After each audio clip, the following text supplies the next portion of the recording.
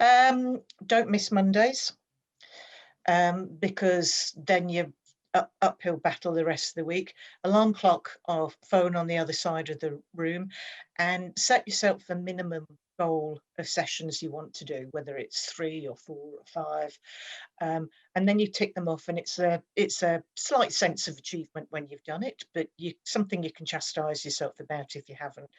And if you're really not feeling like it, don't beat yourself up. Start again the next day. Tell us who you are and what do you do? My name's Barbara. I have my own business, which I operate from home. The only way I can do it, honestly, is I put my phone on the other side of the room. So I have to get up to turn it off. And that way I'm up, then, sometimes I go back to bed again. But hopefully I'll stay up and do the training. For me, training is almost more about keeping my head clear and in line. I find that if I've done some physical exercise, I feel much better about the day and how to attack it generally. So it's less about me keeping physically fit now. That's what it was when I started, but now it's more about keeping my mental health going. Like most people, stuff happens in your life, and when I've been through high pressure situations, I found that getting out and exercising and getting myself tired makes me feel better, and it keeps me in control. So yeah, so it's more about my headspace now than my physical fitness. Obviously, I'm getting older. I want to stay fit, but I think that the mental side of it is more important now. So in terms of forming habits, a lot of the trainers say don't miss a Monday, which is true, because you, it just gets you going for the week. And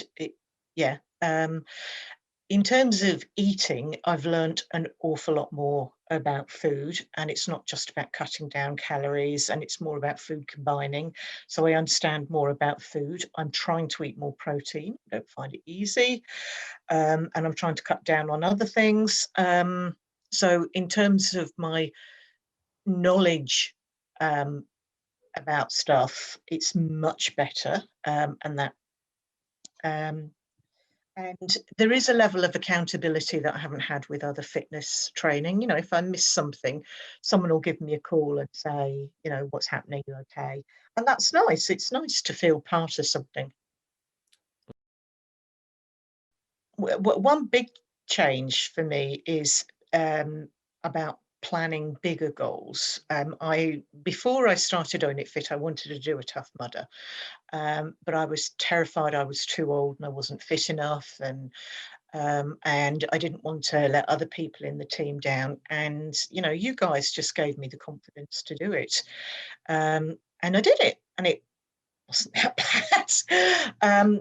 So in terms of me setting bigger goals, within fitness or outside fitness, it's affected me a lot. It's made me a lot more confident. In terms of shorter term goals, look, I just think the name, it's my responsibility, and I've just got to get on with it. And taking responsibility for being overweight, it's a great thing. My biggest problem, I've done some form of training for about 10 years. And I've done it in gyms. I've done it with groups of friends. I've done it with other outdoor training groups. I think what Own It Fit offers, which is different, is more follow-up and more camaraderie. So before, there was more onus on me, and now I've got somebody chasing me, which is nice. But it's after 5 years, it's fun and it's different. And I can think of 3 times I've probably done the same programs over that 5 years.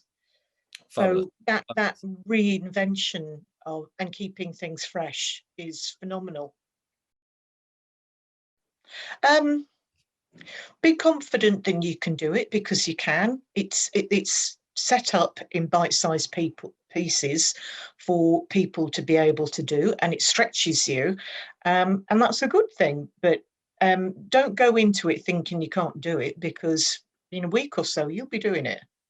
You just got to think you can.